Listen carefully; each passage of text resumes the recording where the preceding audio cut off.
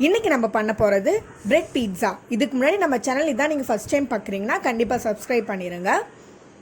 இதுக்கு நம்ம ஒரு பெரிய வாணலையில் கொஞ்சம் எண்ணெய் ஊற்றி நான் வச்சுருக்கிறேன். அப்புறம் ஒரு வெங்காயம் பொடியாக நறுக்குன்னு ஒரு வெங்காயத்தை போட்டு நல்லா வதக்கிக்கோங்க. பொன்னிறமாக வர அளவுக்கு வதக்கிக்கோங்க. அப்புறம் ஒரு கேரட் போட்டு நல்லா வதக்கிக்கோங்க.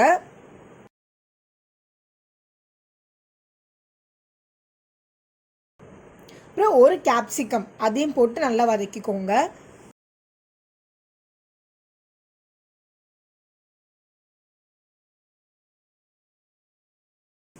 எல்லாம் கொஞ்சம் வேகிற அளவுக்கு நம்ம வதக்கிக்கணும்.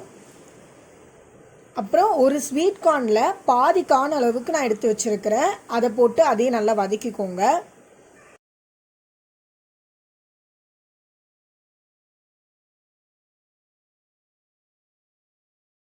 பாருங்க, இப்போ எவ்வளோ நல்லா வதங்கி இருக்குது.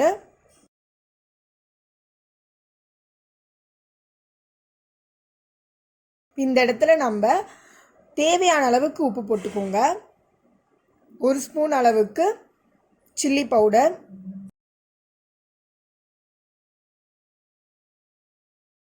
பெப்பர் ஒரு ஸ்பூன் போட்டுக்கோங்க.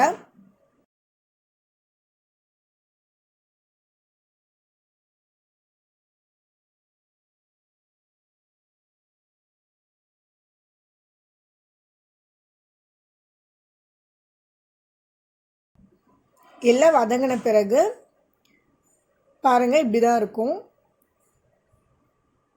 இப்போ ஒரு பாத்திரத்தில் 2 முட்டை எடுத்துக்கோங்க. எடுத்து அதை நல்லா பீட் பண்ணி வச்சுக்கோங்க. இப்போ நம்ம அந்த முட்டையை எடுத்து இந்த காயில் நம்ம ஆட் பண்ண போகிறோம்.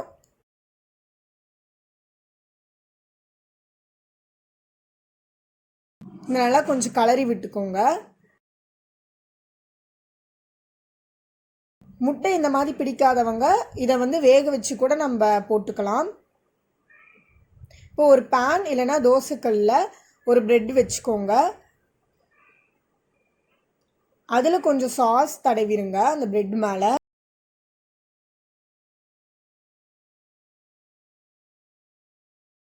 நல்லா தடவி இந்த மாதிரி வச்சுக்கோங்க.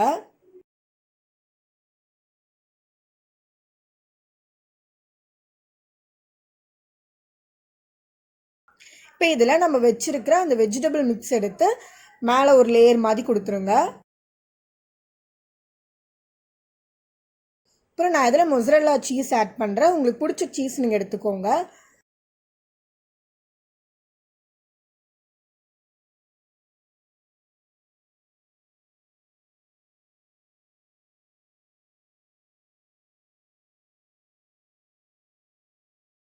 இதில் மேலே கொஞ்சம் எண்ணெய் விட்டு வேக வச்சுக்கோங்க இந்த மாதிரி. ஏன்னா கீழே அடி பிடிச்சிக்கும். இப்போ மேலே ஒரு பாத்திரம் வச்சு மூடி வச்சுருங்க. ஒரு 5 நிமிஷம் போல் மூடி வச்சிங்கன்னா மேலே இருக்கிற சீஸ் எல்லாம் உருகி இந்த மாதிரி வந்துடும்.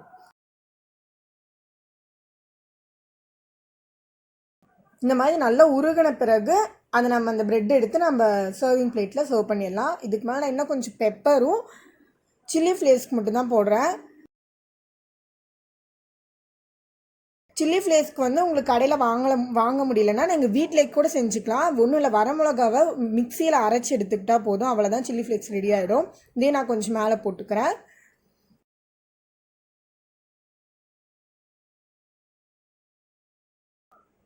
பாருங்கள் பீட்சா எப்படி வந்திருக்குதுன்னு, பிரெட் பீட்சா.